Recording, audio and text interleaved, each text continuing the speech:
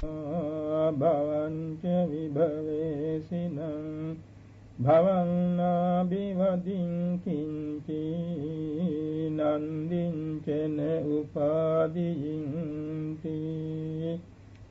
තුන් ලෝකාග්‍ර වූ භාග්‍යවත් වූ අරිහත් වූ සම්්‍යක් සම්බුද්ධ දසබලධාරී සරුවක්ඛ රාජෝත්තමයන් වහන්සේ විසින් මහා බ්‍රහ්මතලයේදී බකක් බ්‍රහ්ම දමනයේදී දේශනා කොට වදාළ බ්‍රහ්ම නිමන්ත්‍රණික සූත්‍රයට ඇති ගාථාවක් මේ ප්‍රකාශ වුණේ.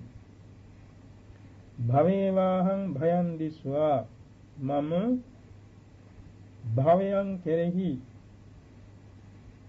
භය වශයෙන් නුවණින් දැක භවංච විභවේසිනං නිවන් පතා පිළිවෙත් පුරන්නවුන්ට එතෙක් ලැබෙන භවයන් පිළිබඳව සියල්ල මනවින් නුවණින් දැකගෙන භවන්නාභිවදින් කිංචි කිසිම භවයක් තණ්හාදිත්‍යයෙන් අල්වා නොගත්තෙමි. නන්දිංචන උපාදීයින් සප්‍රීතික තෘෂ්ණාවෙන් ඒ කිසිවක් අල්ලා නොගත්තෙමි. මේකයි ගාථාවේ කෙටි තේරුම. මේ ගාථාව ඇසූ පමණින් බක බ්‍රහ්ම රාජයා 14 කෝටියක් පමණ බ්‍රහ්මයෝත් මඟඵල නිවන් සුව සාක්ෂාත් කරගත්තා. මේ මාතෘකාව තුලින් අපි බලාපොරොත්තු වන්නේ අවුරුදු 2300කට පෙර දඹදිවුතලේ පහළ වූ මහින්සාසක වජ්ජිපුත්‍රකාදී බාහිර නිකායන් අතුරින් නිකායන් දෙකක් විසින් ඉදිරිපත් කරන ලද අන්තරාභවයේ සම්බන්ධව සාකච්ඡාවකටයි. බුද්ධ පරිනිර්වාණින් පසුව අවුරුදු 100ක් ගිය තැන වජ්ජි රටෙහි වජ්ජිපුත්‍රක භික්ෂූන් වහන්සේලා දසවස්තුවක් පනවාගෙන විනය අවිනය කරමින්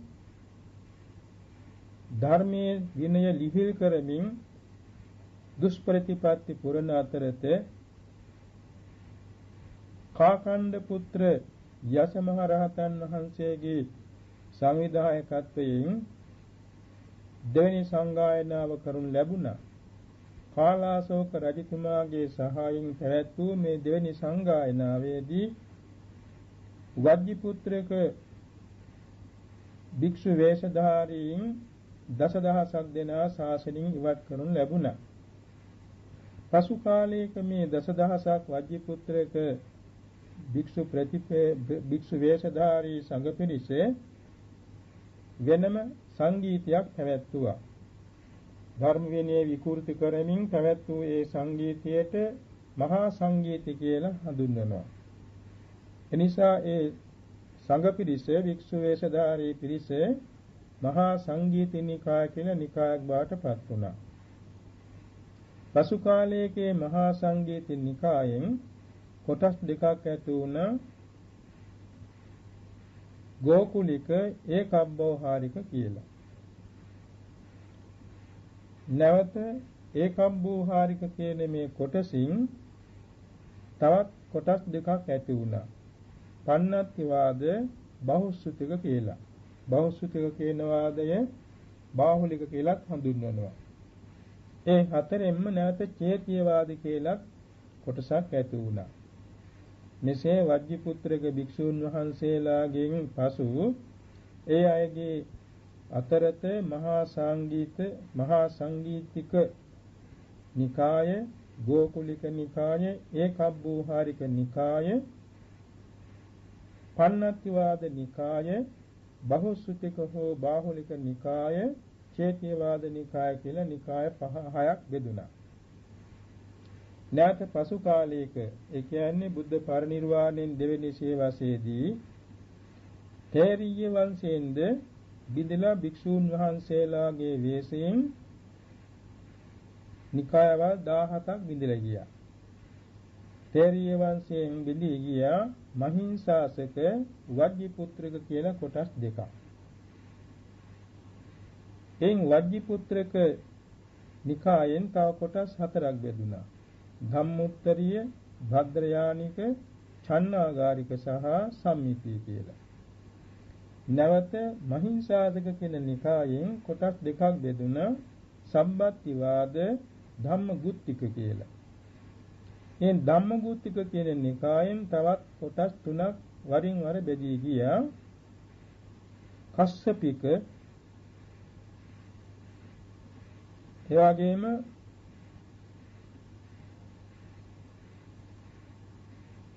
සංකන්තික, සුත්තවාද කියලා. මෙසේ තේරීය වංශයෙන් බිඳී ගිය කොටස් 11කුත් වජ්ජිපුත්‍රක කියන මහා සංගීත නිකායෙන් බිඳී ගිය කොටස් සියල්ල 6කුත් එකතු වීමෙන් එවාගෙම තේරීය වංශයත් එක්කම 18ක් තුන්වෙනි සංගායනා කාලයේදී පැවතුණා. ඒ අතර තවත් මේකේ අතුරු නිකායවල ඇති වුණා. ආදිගිරික නිකාය, සිද්ධාත්තික නිකාය, අන්දක නිකාය, පුබ්බේසේලිය නිකාය ඔය වාගේ. එතකොට මේ නිකායන්ගේ සම්බන්ධ භික්ෂු වේශධාරීන් බුද්ධ ධර්මයේ විකෘති කරමින් තම තමාට ගැළපෙන පරිද්දෙන් විනයද ධර්මයේද පනවා ගනිමින් බුද්ධ ශාසනයෙන් බැහැර කටයුතු කළා. එයත් බෞද්ධයන් හැටියට හිටියත් බුද්ධ ශාසනයේ තේරීය වංශයට අයිති නිර්මල වූ පිරිසිදු වූ ත්‍රිපිටක ධර්මයට පටහැනිව කටයුතු කළ බැවින් ඒ සියල්ලෝම ඒ කාලයේදී නම් වශයෙන් වෙන් කරනු ලැබුණ වෛතුල්‍යවාදී කියලා.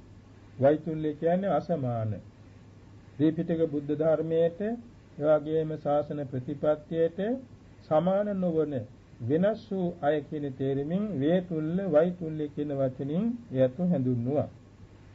ඒ අතරත තුන්වෙනි සංගායනාට ප්‍රථමයෙන් ධර්මාශෝක මහරජතුමාණන් විසින් මොග්ගලී පුත්තිස්ස මහ රහතන් වහන්සේ සමීපයෙහි මුළු විනය පිටකයේම කටපාඩමින් ඉගෙන ගත්තා. හේතුව එවකට අවුරුදු 7ක් තිස්සේ සුපිරිසිදු භික්ෂු සංඝයා වහන්සේට විනය කර්ම කළ නොහැකිව තිබුණ මේ භික්ෂු වේශධාරීන් සංඝයා අතරත හැසිරෙන නිසා ඔවුන් හඳුනාගත නොහැකිව හැසිරෙන නිසා උපෝසත කර්මය කරගන්නත් බැරුව තිබුණා. එනිසා මහරජුරුවන් මොග්ගලී පුත්තිස්ස මහ රහතන් වහන්සේ උපරි ගංගා කියන බොහොම දුරස්ත ප්‍රදේශ ආරණ්‍යක වැඩ සිටිද්දී තෙවරක්ම ආරාධනා කොට ශාසනය රැක ගැනීම සඳහා කළ ආරාධනාවෙන් වැඩම කරවාගෙන විනය පිටකය සම්පූර්ණයෙන් ඉගෙනගෙන මුළු ජම්බුද්දීප වාසී භික්ෂු සංඝයා වහන්සේ සුපේසල ශික්ෂාකාමී වූ තේරීය භික්ෂූන් වහන්සේලා එසේ නමුත් භික්ෂු වේශධාරීනුත් ඔක්කොම එක්කාසු කළා. පාටලිපුත්‍ර නගරයේ අශෝකාරාමයට එක්කාසු කරලා මොග්ගලී පුත්තිස්ස මහ රහතන් වහන්සේගේ උපදේශ පරිද්දෙන් රජතුමාම විනය පරීක්ෂණය කළා. එයින් රජතුමා විනය හොඳින් ඉගෙනගෙන සිටි බැවින් ඒ භික්ෂූන්ගෙන් ප්‍රශ්න කරන වෙලාවේ ඔවුන්ගේ වැරදි මත මනවින් ආબોධ කරගෙන වැරදි මතයත් අන්‍ය තීර්ථකව බව තේරුම්ගෙන ඔවුන් ශාසනයෙන් නිරපලා ඇඳුම් දීලා 60000ක් දෙනා සූරු වරවලා රැකී ආරක්ෂා දීලා පිටත් කළා. සුපේසල ශික්ෂාකාමී භික්ෂූන් වහන්සේලා තෝරලා උන්වහන්සේලාට පහසු වෙන සැලසුවා. රජතුමාගේම ආරාධනෙන් තුන්වෙනි ධර්ම සංගායනා පවත්වනු ලැබුණා. මේ ධර්ම සංගායනාවේදී ප්‍රධානත්වයේ දැරුවේ මොග්ගලී පුත්තිස්ස මහ රහතන් වහන්සේ. ත්‍රිපිටකධාරී රහතන් වහන්සේලා දහසක් දෙනා එකතුව මේ ධර්ම සංගායනාව තුන්වෙනි වර ආරම්භ කළේ බුද්ධ වර්ෂ 235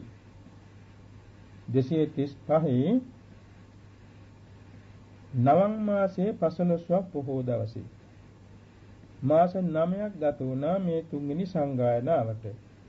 නිම වුණේ බුද්ධ වර්ෂ 234 නවම් මාසේ 15ක පටන් ගත්තා 235 බුද්ධ වර්ෂ 235 ඉල් මාසේ 15ක් පොහෝ දාසේදී අවසන් වුණා. ඊළඟට ඒ නාමාසය තුල කළ සංගායනාව දහසක් රහතන් වහන්සේ නමක් විසින් කරනු ලැබුණු බැවින් සාහස්ත්‍රික සංගායනා නමින් හැඳින්වෙනවා. එම සංගායනාවේදී පළවෙනි දෙවෙනි සංගායනාවන්ටත් වඩා විශිෂ්ටත්වයකට පත් වුණා. හේතුව බුදුරජාණන් වහන්සේ අනාගතයේ බලා බුදු ඇසින් මේ තුන්වෙනි සංගායනාව අවස්ථාව වෙනකොට ශාසනයට පටහැනි මතිමතාන්තර මේ දෘෂ්ටීන් වික්ෂු වේශධාරීන් පහල කරන බව දැනගෙන මාත්‍රිකා පෙළක් දේශනා කළ තිබුණා අභිධර්ම පිටකයේ 5 වෙනි ග්‍රන්ථයේ සඳහා. මොග්ගලී පුත්තිස්ස මහ රහතන් වහන්සේ ත්‍රිපිටක ධාරී ප්‍රභින්න ප්‍රතිසම්බිදා ප්‍රාප්ත අග්‍රගණ්‍ය මහ රහතන් වහන්සේ නමක් බැවින් සරුවක්ඥන් වහන්සේගේ සිත දැනගෙන සරුවක්ඥන් වහන්සේ දෙසූ මාතෘකා අනුව සකවාද 500ක් පරවාද 500ක් ඉදිරිපත් කරමින් විනය සූත්‍ර අභිධර්ම සාධක පාඨ ඉදිරිපත් කරමින් එවකට මේ 17 වදාරුන් අන්‍ය තීර්ථක භික්ෂු වේශධාරීන් විසින් කියවන ලද පනවන ලද නොයෙක් මතිමතාන්තර විනිශ්චය කරනු පිණිස කතාවස්තු ප්‍රකරණේ සවිස්තරව දේශනා කළා. එය සරුවක්ඥන් වහන්සේගේම මාතෘකානුව දේශනා කළ බැවින් ඒ බුද්ධ දේශනාවක් හැටියටම පිළිගත යුතුව තියෙනවා. ශ්‍රාවකයන් වහන්සේ නමක් විස්තර කරතත් ඒක සරුවක්ඥ භාෂිතයක් හැටියට අනුමත වෙනවා.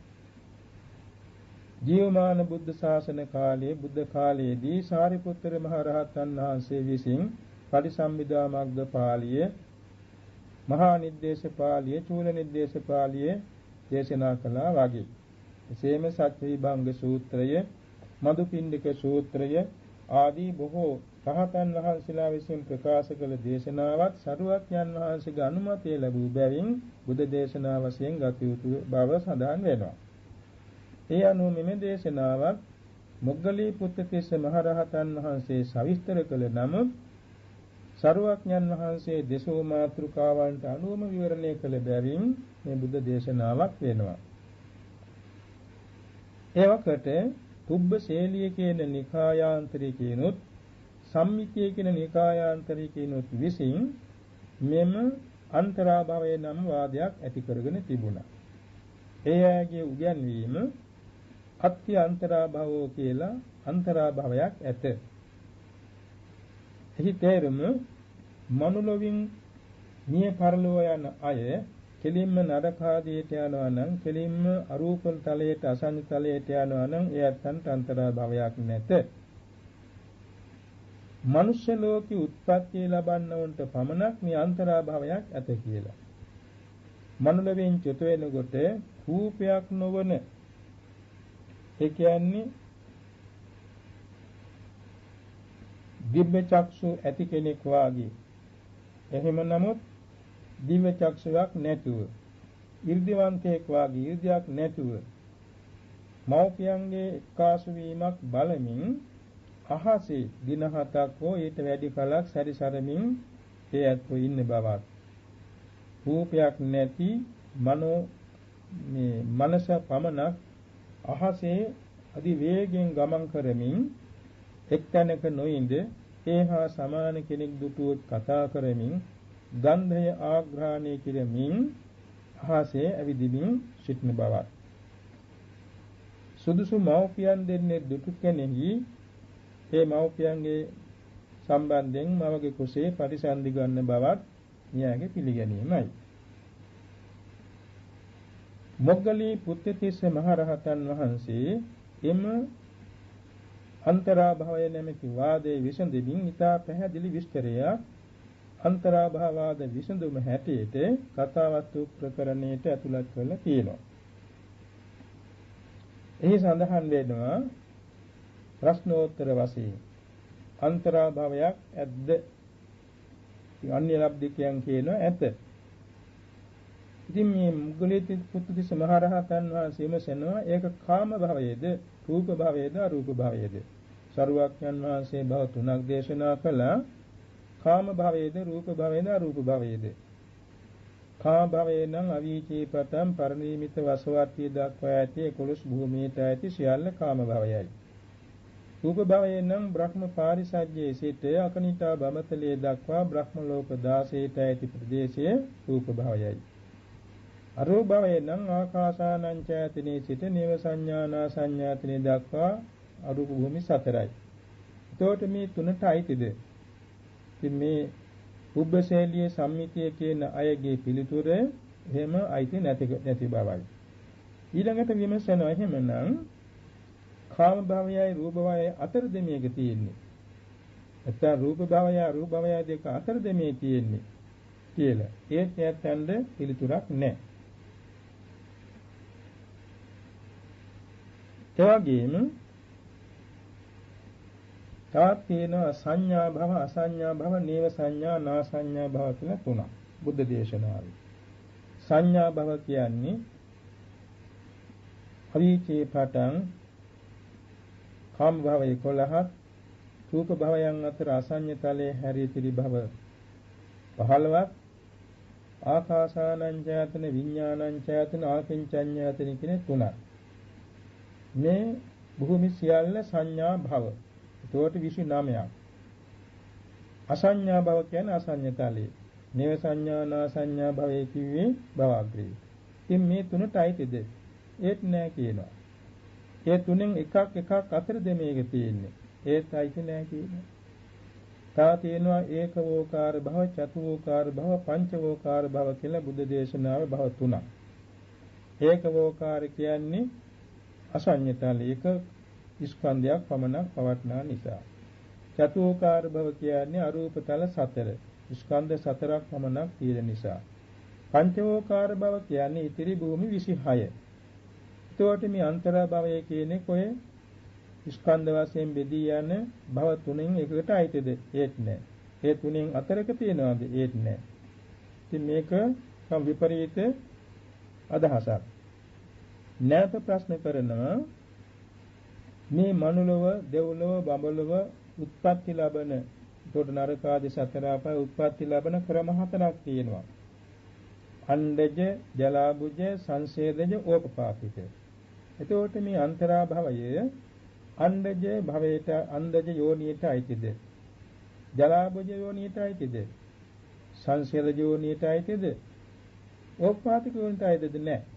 එහෙනම් පස්වෙනි යෝනියක්ද? ඒත් නෑ කියලා යැත්තන්ද පිළිතුරක් කියන්න වෙනවා. ඒ වගේම ගති තියෙනවා. ගති පහක්. නිරේ ගති, තිරච්ඡාන යෝනි ගති, පෙත්තිවිසේ ගති, මනුෂ්‍ය ගති, දේව ගති කියලා. එතකොට මේ ගති පහෙන් කොයි එකටද මේක අයිති වෙන්නේ? නිරේ ගතියට අයිතිද? තිරච්ඡාන යෝනි ගතියට අයිතිද? පෙත්තිවිසේ යෝනි ගතියට අයිතිද? මනුෂ්‍ය ගතියට අයිතිද? දේව ගතියට අයිතිද? එකකටවත් අයිති නැහැ කියන. එහෙනම් ඒක 6 වෙනි ගතියක්ද? එහෙමත් නැහැ. එහෙම කියන්නත් හැටියක් නැහැ. ඒක බුද්ධ වචනේට අයිති නැති නිසා. ඊට විඥානට්ටි 7ක් තියෙනවා. ඒ කියන්නේ නානත්ත් කාය නානත්ත් සංඤී, නානත්ත් කාය ඒකත්ත් සංඤී, ඒකත්ත් කාය නානත්ත් සංඤී, ඒකත්ත් කාය ඒකත්ත් සංඤී, ආකාසානං ඡායතන විඥානං ඡායතන ආකින්චඤ්ඤායතන. මේ කියන විඥානට්ටි 7ක් තියෙනවා. ඔය 7න් එකකට අයිතිද? ඒත් නෑ. එහෙමනම් ඒ 7න් බහැර 8 වෙනි විඥානස්ථිතියක් තියෙනවද? ඒත් නෑ. ඒකටත් තැනක් නෑ. අන්තරා භවයට එහෙමයි තියෙන්නේ. එහෙම කියනවා. ඊළඟට අහනවා සත්තාවාස 9ක් තියෙනවා ලෝකේ. අර මුලින් සඳහන් කළ විඥානට්ටි 7යි ඒකට අසඤ්ඤ සත්‍යයයි නේව සංඥානා සංඥාතනේ ඇති උනාම සත්තාවාස 9ක්. ඔය 9ට අයිතිත් නෑ කියනවා. ඒ 9 හැර 10 වෙනි සත්තාවාසයකුත් නෙමෙයි කියනවා. ඉතින් මේ විදිහට සලක බැලුවාම බුද්ධ දේශනාවට අයිති එකම භූමියකටවත් එක භවයකටවත් මේක සම්බන්ධිකුත් නැහැ. ඊළඟට දැන් කාම භවයට ඇති කාම භවයට ඇති සත්වයෝ ඉන්නවා. රූප භවයට රූපී සත්වයෝ ඉන්නවා. අරූප භවයට අරූපී සත්වයෝ ඉන්නවා. ඒ වගේම මේ අන්තරා භවයට සත්වයෝ ඉන්නවාද? ඒත් නෑ. ඉතින් ඒකට අන්තරා භවයක් නැති බව හොඳින්ම කියවෙනවා. නමුත් තාම මේ අත්ංගේ ප්‍රශ්නේ විසඳුනේ නෑ. ඊළඟට අන්තරා භවයේ සත්වයෝ උපදිනවද? වාසයට යනවද? ලෙඩ වෙනවද? මරණයටපත් වෙනවද? චුත වෙනවද? ඒත් නෑ. එහෙමත් නැtei කියනවා. එහෙනම් චුතියයි පටිසන්ධයයි අතරද මේ අන්තරා භවයේ තියෙන්නේ? ඒත් නෑ.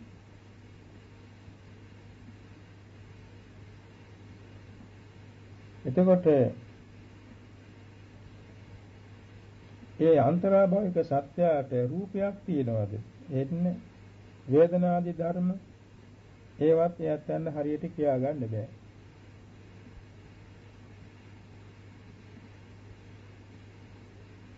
ඊළඟට ඒ එක එක භවයන් ඉපදීමට වෙන වෙනම කර්ම තියෙනවා. කුසල කර්ම අකුසල කර්ම. මනුෂ්‍ය ලෝක උපදින්න කුසල කර්ම තියෙනවා. රූප භව උපදින්න ධ්‍යාන කුසල් තියෙනවා. රූප භව උපදින්න ධ්‍යාන කුසල් තියෙනවා. සතර ආපායට යන අකුසල කර්ම තියෙනවා. එහෙම අන්තරා භවයට යන කර්මිකුත් තියෙනවාද? ඒත් නැති කියනවා. මේ විදිහට බැලුවාම බුද්ධ ධර්මයට අනුව අසවල් භවයටයි අසවල් යෝනියටයි අසවල් ගතියටයි අසවල් විඥානන්තිතයටයි අහවල් සත්තාවාසයටයි අසවල් කුසල කුසල කර්ම විපාකයටයි කියලා හඳුන්වන්නේ දෙයක් එකක් මේ අන්තරා භවයටයි නෑ කියලා හඳුන්වනවා. එසේ වීනම් මේ పూర్ව හා ශෛලිය සම්මිතිය කියන දෙගොල්ල අතරේ කියන අන්තරා භවය බුද්ධ දේශනාවට පටහැනි එකක්. මොග්ගලී පුත්තිස්ස මහ රහතන් වහන්සේ නැවත විමසලා තියෙනවා අන්තරා භවය කියන එක කියන්නේ ඇයි කියලා. ඒකට මේ පුබ්බශේලිය සම්මිතිය කියන නිකායාන්තරිකයන්ගේ පිළිතුර වන්නේ අන්තරා පරිනිබ්බාය කියලා ඉන්නව නේද? අන්න ඒ නිසා තම අන්තරා භව කියලා කෙනෙක් ඉන්නවා කියන්නේ.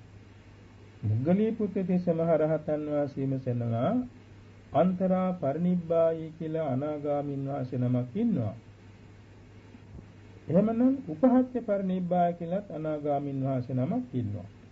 එතකොට අන්තරා පරිනිබ්බාය කියන වචනයට අනුව අන්තරා භවයක් තියෙනවා නම් උපහත්ය පරිනිබ්බාය කියන නම අනුව උපහත්ය භවයකුත් තියෙන්න ඕන නේද? එහෙමත් නෑ.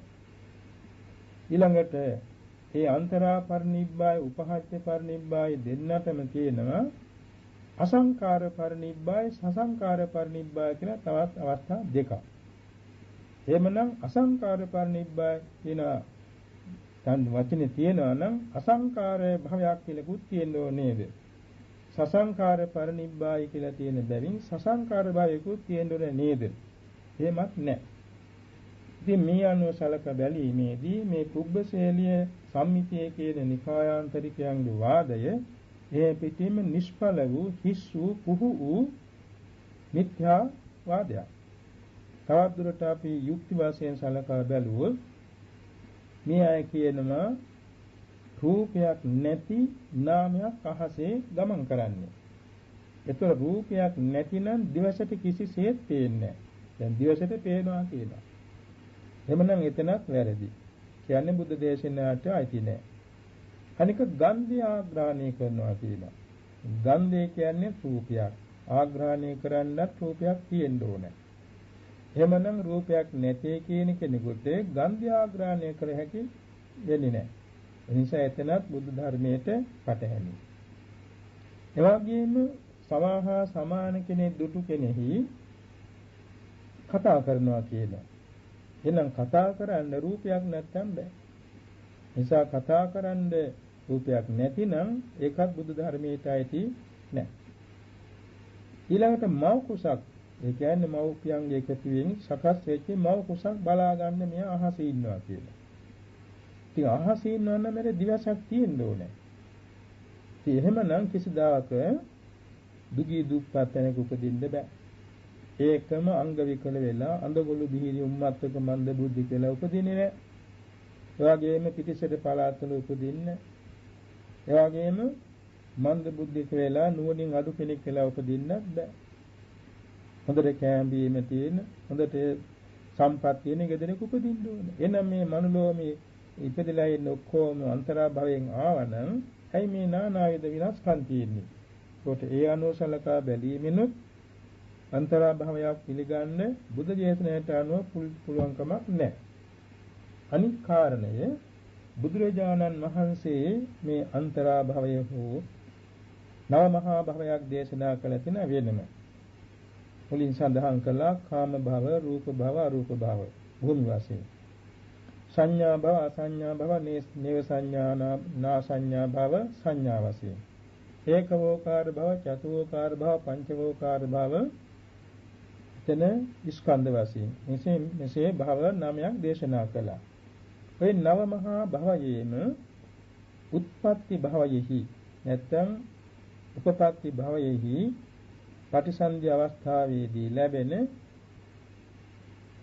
නාම රූප මෙතෙකයි, ස්කන්ධ මෙතෙකයි, ආයතන මෙතෙකයි, ධාතු මෙතෙකයි, ස්පර්ශ මෙතෙකයි, වේදනා මෙතෙකයි, සංඥා මෙතෙකයි, චේතනා මෙතෙකයි කොහොම දේශනා කළා කියලා. ඒවා දේශනා කළා තියෙන්නේ කටපාඩම් කරගෙන වාද විවාද කරන්න නෙමෙයි. විපස්සනා කරන්නේ. දැන් මේ ගාථාවේ සඳහන් වෙනවා භවේවාහං භයං දිස්වා භවංච විබලේසින භවන්නාභිවදින් කිංචේ නන්දිංචන උපාදීන. මම භවය දැනගත්තා. ඒ වගේම භවයෙන් භවයට යන්න උන්ට ලැබෙන භවය දැනගත්තා. නිවන දක්වාමත් උපදින භවයන් දැකගත්තා. ඒ සම්බන්ධව මම බහතුපට්ඨාන ඥානින් මනවින් අවබෝධ කරගත්තා. කිසිම භවයක් මම තණ්හා ආදිත්‍යයෙන් නොගෙන ඉන්නා. එවාගෙම සප්පීතික තෘෂ්ණාවකින් මම නොමැදී තෘෂ්ණාව අත්හැරින්න. මේ තත්ත්වයටපත් උනේ විපස්සනා කිරීමෙන්. භවය විපස්සනා කරනවා. තර සම්බ භවයේ පරිඤ්ඤාය පරිනිබ්බන්ත්‍යානාසවා කියලා තවත් දේශනාවක් තියෙනවා. මේවා කොම් භවයන් අවශ්‍ය වෙන්නේ විපස්සනාවට ගන්න. එසේ වීනම් මේ අන්තරා භවයට අයිති නාම රූප, ස්කන්ධ, ආයතන, ධාතු මේවා අපට දැනගන්නට ඕනේ. දැනගන්න සොයලා බලනකොට මේ කියන ප්‍රශ්නෝත්තර සාකච්ඡාව අනුව ඒ අන්තරා භවයට නාමයක් රූපයක් කියලා දෙයක් නැහැ. ස්කන්ධ නැහැ, ආයතන නැහැ, ධාතු නැහැ. ඉතින් අපිට විපස්සනා කරන්න අරමුණක් එකේ නැතිනම් ඒක පරමාර්ථ ධර්මයක් නොවේ. පරමාර්ථ වශයෙන් ගත යුතු බුද්ධ වචනයට අනුරූප දෙයක් නොවේ. ඒකම අපි සලකා බලන්නට ඕනේ. ඒක වෝකාර භව, පංච වෝකාර භව, චතුෝකාර භව කියන මේ භවයන් අතුරින් ඒක වෝකාර භවයේ අසඤ්ඤ තලයේනේ. හිතක් නැහැ. ඒක රූප මාත්‍රයක් පමණයි. මනෝලෝක වාඩි වෙලා චුත වුණා නම් වාඩි වෙච්ච රූපස්කන්ධයක් එහි පහළ වෙනවා පිළිමයක් වාගේ බොහොම සූමැලි මහා කල්ප 500ක් එතන තියලා නිරුද්ධ වෙනවා. හිත නැහැ. ඒ අරූප ලෝකයේහි ධ්‍යාන බලෙන් ධ්‍යාන අරමුණ හිතාගෙනයි වේදනා, සංඥා, සංකාර, විඥාන කියන නාමස්කන්ධ හතර පවතින්නේ. ඒකට රූපේක ආශ්‍රයක් අවශ්‍ය නැහැ. ධ්‍යාන බලය. ඔය කියන භූමි පහ හැර ඉතිරි භූමි 26ක් තියෙනවා. ඒ 26ට කියනවා පංචවෝකාර භව කියලා. මේ පංචවෝකාර භවයෙහි සිත පවතින්නේ වස්තු රූපයක් උඩමයි. වස්තු රූපයෙන් තොරව කිසිසේත් ඒ කියන්නේ ධ්‍යානලාභී බ්‍රහ්මේකටවත් වස්තු රූපයකින් තොරව සිත පවතින්නේ නැහැ. මනුෂ්‍ය ලෝකාදීහි වස්තු රූප 6ක් තියෙනවා. බ්‍රහ්ම ලෝකයේ තියෙන වස්තු රූප 3යි. චක්කු වස්තු, සෝත වස්තු, හදේ වස්තු.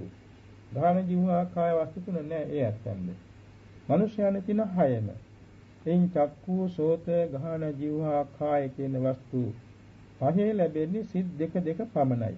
අනිත් සීලූම සිත් 15වන්නේ වෘද්ධ වස්තුව ඇසුරු කරගෙනයි. එතකොට මේ වෘද්ධ වස්තුව ඇසුරු කරගන්න තියෙන මේ පංචවෝකාර භවයෙහි චිත්ත සංතතිය වස්තු රූපයකින් තොරවක චිත්තක්ෂණයක්වත් පවතින්නේ නැහැ. දුර සිටි අරමුණු පවා ගන්නේ වස්තු රූපී උඩ උපදිමින් බිඳිමින් සම්පති පරම්පරාව වශයෙන් පිහිටාගෙනයි. එක සිතකෙම නෙමෙයි. දැන් අපි මෙතනලා රුවන්වැලි සය අරමුණු කරනවා. මෙතනලා තවතිසා භාවනා අරමුණු කරනවා. මෙතනලා අකනිතා භවතල අරමුණු කරනවා. මෙතනලා එංගලන්තය අරමුණු කරනවා. ඇමරිකාව අරමුණු කරනවා. එහෙම නැත්නම් ලංකාවේ දුරස්ත තැනකට හිතින් යනවා. හිතින් යනවා නෙමෙයි. ඒ දුර පිහිටි අරමුණ හිතින් කිසිම සිතක් පවතින්නේ නැති බැවින් චුතියට අනතුරුව සුදුසු භවයක අණ්ඩජ වශයෙන් හරි සංසේදජ වශයෙන් හරි ජලාභුජ වශයෙන් හරි ඕපාතික වශයෙන් ප්‍රතිසන්දි ගැනීම සිද්ධ වෙනවා. එහෙමනම් මේ ප්‍රතිසන්දි ගැනීම අන්තරා භවයේ කිය යුතු නැහැ. අර නාමහා භවයට අයිති. චතු යෝනියට අයිති. පංච ගතියට අයිති. විඥානට්ඨිති සතට අයිති. සත්තාවාස නාමයට අයිති. එතකොට ඒ හැර සරුවක්ඥන් වහන්සේ සියල්ල දන්නවා. අතීත අනාගත වර්තමාන තුන් කාලයට ඇති ආධ්‍යාත්මික බාහිර සීලම ධර්මතාවන් සරුවක්ඥන් වහන්සේ ආවර්ජනා කළ පමණින් දන්නවා. සරුවක්ඥතා ඥාණයෙන් දැක ගන්නවා, දිබ්බ චක්කු ඥාණයෙන් දැක ගන්නවා. එතකොට සරුවක්ඥන් වහන්සේ එසේ ඒ සමන්ත චක්සු කියන සරුවක්ඥතා ඥාණයෙන් සියල්ල දැනගෙන නව මහා භවයක් දේශනා කළා නම් කුබ්බශේලියේ සම්මිතිය කියන දෙපිරිසට මේ නව මහා භවයට අතිරේකව දස මහා භවයක් දැක ගන්න සිදු වුණා නම් ඒ අතු සරුවක්ඥන් වහන්සේගේ සරුවක්ඥතා ඥාණයට පහර දීමක් කළා වෙනවා. ඒකට කියන ජින චක්‍රේ පහරන් දීති කියලා. සරුවක්ඥ දේශනාව නැමැති මේ සරුවක්ඥ දේශනාවට පහර දීමක් කළා වෙනවා. සරුවක්ඥන් වහන්සේ නොපැන වූ දෙයක් පැනවීම. සරුවක්ඥන් වහන්සේම දේශනා කළ තියෙන අප්පඤ්ඤත්තන්න පඤ්ඤාපේ තබ්බං. පඤ්ඤත්තන්න සමුච්චින්දිතබ්බං. යථා පඤ්ඤත්තේසු සික්ඛාපදේසු සමාදා සික්ඛිතබ්බං කියලා. නොපැන වූ දෙයක් පනවන්න එපා. පැන වූ දෙයක් උල්ලංඝනය කරන්න එපා. පැන වූ පරිද්දෙන් පවතින්න කියලා උපදෙස් දීලා තියෙනවා. නිසා මේ පුබ්බශේලිය සම්මිතයේ දෙපිරිස විසින් කරලා තියෙන්නේ බුද්ධ ශාසනයේ සරුවක්ඥන් වහන්සේට පහර දීමක්. බුද්ධ ධර්මයට පහර දීමක්. නික්ලේශී රහතන් වහන්සේලාට පහර දීමක්. ත්‍රිපිටක ධර්මයට පහර දීමක්. එවැගේම තමන්ට තමන් පහර ගසා ගැනීමක්. නොලැබූ ධ්‍යාන ලැබී යන්නේ නැහැ. නොලැබූ විපස්සනා ලැබෙන්නේ නැහැ. නොලැබූ මාර්ගඵල ලැබෙන්නේ නැහැ. මේ බුදු සසුනේදී පිහිටක් නැහැ. මතු සසරදී බුදුරු දහසක් පහළ වුණත් එයයන්ට පිහිටක් නැහැ. මේ මිත්‍යා ධර්මයක් එලිපීම නිසා මිත්‍යා ධර්මයක් ලෝට බෙදා දීම නිසා. ඒ කාලයේ පැවති මේ අන්තරාභව වාදය දැනට අවුරුදු 21ක සිට නැත්නම් අවුරුදු 40ක පමණ සිට නැවතත් ශ්‍රී ලංකාවේ පටන් නොයෙක් ප්‍රදේශවල බෞද්ධයන් අබෞද්ධයන් අතර පැතිරී ගිහින් තියෙනවා, සාකච්ඡාවට භාජන වී තියෙනවා. ඒසා මිනිසයන් අතර මේ කොටස් දෙකකට බෙදී තියෙනවා. අර මංගල ප්‍රශ්න වාගේ. ඇතැම් කෙනෙක් කියනවා අන්තරාභාවයක් ඇත කියලා, ඇතැම් කෙනෙක් කියනවා අන්තරාභාවයක් නැත කියලා. අන්තරාභාවයක් නැත කියන අය මොග්ගලී පුත්තිස්ස මහරහතන් වහන්සේගේ පිළිතුරු දේශනාව අනුව නිවැරදි. අන්තරාභාවයක් ඇත කියන අය අර පුබ්බශේලිය සම්මිතිය කියන අයගේ දෘෂ්ටියට අනුව පැවතෙන බැවින් ඒ ඇත්තන්ගේ පැවැත්ම ඇත්තන්ගේ පිළිගැනීම සාවද්‍යයි. ඉතින් අපි ඒ ගැන අනුකම්පා කරන්න ඕනේ. අපි මේ හැම තැනකදීම පරමාර්ථ ධර්මයට බැසගෙන සරුවක්ඥන් වහන්සේ දෙසූ දේශනාවට අනුවම පවතින්නට ඕනේ. මහා පරිනිර්වාණ සූත්‍රයේදී දේශනා කළ තියෙනවා මහාපදේශ හතරක්. ඒ කියන්නේ එක්තරා තැනක සාකච්ඡාවක් ඇති වෙනවා. අසවල් තැන ධර්මධර, විනයධර, මාතිකාධර, බහුශෘත මේ ආගත ධර්ම ඇති බහුශෘත වූ භික්ෂු සංඝයා වහන්සේ මෙහෙම කියනවා. ඒකට ඒක ඇසූ පමණින් පිළිගන්නත් එපා. ප්‍රතික්ෂේප කරන්නත් එපා. ත්‍රිපිටක ධර්මයේට ඒක යොදලා බලන්න. ඒක බුද්ධ දේශනෙට සංසන්දනය වෙනවද? බුද්ධ දේශනෙට ගැලපෙනවද කියලා බලන්න. බුද්ධ දේශනෙට සංසන්දනය වෙනවා නම් ඒක පිළිගන්න. බුද්ධ දේශනෙට සංසන්දනය වන්නේ නැත්නම් අත්හරින්න. තවත් කෙනෙක් තියෙනවා අහවල් යන බොහෝ භික්ෂු පිරිසක් ඉන්නවා.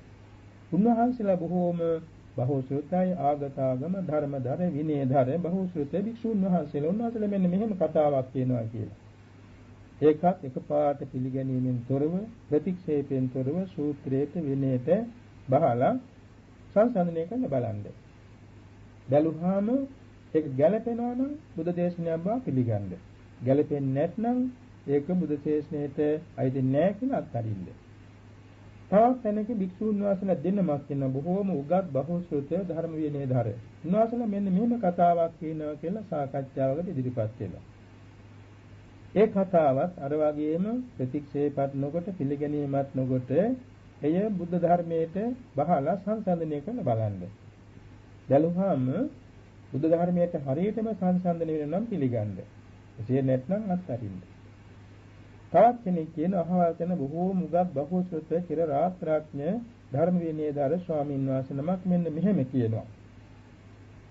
ඉතින් ඒකත් එකපාරට පිළිනොගෙන ප්‍රතික්ෂේපත් නොකොට ඒ කියන කතාව බුද්ධ ධර්මයට අනුව සංසන්දනය කරලා බලන්න. බැලුවාම ගැළපෙනවා නම් බාර ගන්න. ගැළපෙන්නේ නැත්නම් අත්හරින්න. වාද විවාද වලට යන්න එපා. මෙන්න සතර මහා පදේශයේ මහා පරිනිර්වාණ සූත්‍රයේ තියෙනවා. එතකොට දැන් මෙතෙන්දී අපි සලකා බලමු මේ අන්තරා භවය කියන එක මොග්ගලී පුත්තිස්ස මහ රහතන් වහන්සේ විවරණය කළා තියෙනවා. තවත් සූත්‍ර විනය අභිධර්ම දේශනාවන්ට අනුරූපවත් අපිට සංසන්දනය කරන්න පුළුවන්. ඉතින් සංසන්දනය කළ බැලුවාම අන්තරා භව ඒ කියනවා භවයක් කුම්පිටකයේ වචනින්වත් නැහැ. ගත හැකි ක්‍රමයකුත් නැහැ. දැන් මේ ගත හැකි ක්‍රමයක් ඇද්ද බලන්නයි මොග්ගලී පුත්තිස්ස මහ රහතන් වහන්සේ ප්‍රශ්නෝත්තර විලාසයෙන් මේක විසඳලා තියෙන්නේ. ඒ අනුව සලක බැලුවා මේ ගන්න තලක් නැහැ. ඒ නිසා අන්තරා භවයක් නැති බව අවධාරණයෙන්ම ඒකාන්තයෙන්ම පිළිගැනීමට සිදු වී තිබෙනවා. ඒ නිසා අපි මෛත්‍රී කරමු. ඒ පුබ්බසේලිය සම්මිතයේ කියන නිකාය දෙකට අයිති වූද ඒ අත්ංගයේ ප්‍රකාශනය පිළිගත්තා වූද සීලම දෙනා සසරදීවත් සැබෑ කල්යාණ මිත්‍රයන් ලබත්වා සම්මාදිට්ඨිය ලබත්වා සුපරිසුද්ධ වූ බුද්ධ ධර්මයේ තේරුම් ගැනීමේ නුවණ ලබත්වා ඒ ඇත්තෝ සසර දුකින් අත මිදී ලබන සාන්ත නිවන් සුව ලබන්නට වාසනාවන්ත වෙත්වා කියලා අපි මෛත්‍රී කරමු. මෑත භාගයේදී මේ දේශනය නැත්නම් අන්තරා භවය ඇතයි කියලා විස්තර කරන ඒ හා සම්බන්ධ වාද විවාද වලට පැටලී සිටින සෑම දිනාටද අපි මෛත්‍රී කරමු. ඒ සෑම දිනාටම සැබෑ කල්යාණ මිත්‍රාශ්‍රය ලැබේවා. ඒ වගේම සුපරිසුද්ධ වූ සද්ධර්ම අනුශාසනා ලැබේවා. වැරද්ද ලෙස ආબોධ වේවා. ඒ වගේම ධර්ම විනය පිළිබඳ ගරුත්වය ඇති වේවා. සරුවඥන් වහන්සේට අපහාස වෙන විදිහේ මේ විදිහේ මතිමතාන්තර ඉදිරිපත් නොකරත්වා. ඒ හැම දිනාට මරණින් මත්තේ සුගතියක් වේවා. උපනුපන්තන සැබෑ කල්යාණ මිත්‍රයන් ලැබමින් ප්‍රඥාව ඇතුව සම්මා දිට්ඨිය ඇතුව පාරමී පුරා තම තමා පැතු බෝධියකින් නිවන් සුව ලබන්නට වාසනාව ලැබේවා කියලා අපි මෛත්‍රී කරමු. දැන් අපි මේ ඊටාම කෙටි දේශනාවක් ඉදිරිපත් කළේ පූජ්‍ය කන්දේගොඩ ධම්මානන්ද ස්වාමීන් වහන්සේගේ ආරාධනාවෙන්. ඒ ස්වාමීන් වහන්සේ මේ සම්බන්ධ කරුණු විමසූ බැවින් මෙය කෙටියෙන් අපි දේශනා කරන්නත් අවස්ථාව සැලසගත්තා. ඉතින් මේ කුසල සම්භාරය අපට නිවන් දකින තුරු බුදුපසේ බුදුමහරහතන් වහන්සේලා දැක ගන්න ලැබේවා. උපනුපම් භවයක් පාසා ත්‍රි හේතුක ප්‍රතිසන්දියේ ජාති ස්මරණ ඥානේ සම්මාදිට්ඨිය අපට ලැබේවා. භවයක් පාසා සත්පුරුෂ සංසේවන සද්ධර්ම ශ්‍රවණ යෝනිසෝ මනසිකාර ධර්මා ධර්ම ප්‍රතිපදාව ඇතුළු නිවන් මඟ යන්ට ලැබේවා. භවයක් පාසාම අවිද්‍යාව ව්‍යාපාද ක්‍රෝධ උපනාහ මක්ඛ පලා සිස්සා මච්චරිය මායා සාතය තම්බ සාරම්භමාන අතිමාන මද ප්‍රමාදාදී වූද උපක්ලේශයන්ට යටපත් නොවී නිර්මල වූ සම්‍යක් දෘෂ්ටිය යුතුව පාරමී පුරා ගන්න ජාති ජාතිත් වාසනාව වේවා. සසර වසනාතුරු මිත්‍යා ලබ්ධය ඇති මිත්‍යා දෘෂ්ටියත්යන්ගේ ආශ්‍රයයක් භජනයක් පෛරුපාසනයක් නම වේවා. සම්‍යක් දෘෂ්ටිය ඇති කල්යාණ මිත්‍ර සත්පුරුෂයන්ගේ ආශ්‍රයෙන් යුතුව සම්‍යක් ප්‍රතිපදාව අනුගමනය කරමින් පාරමී පුරා ගන්නට වාසනාව වේවා. සතු උතුම් බෝධියකින් ලෝකෝත්තර නිර්වාණ ධාතුවම සුවසේ සාක්ෂාත් වේවා කියලා අපි ප්‍රාර්ථනා තබා ගනිමු.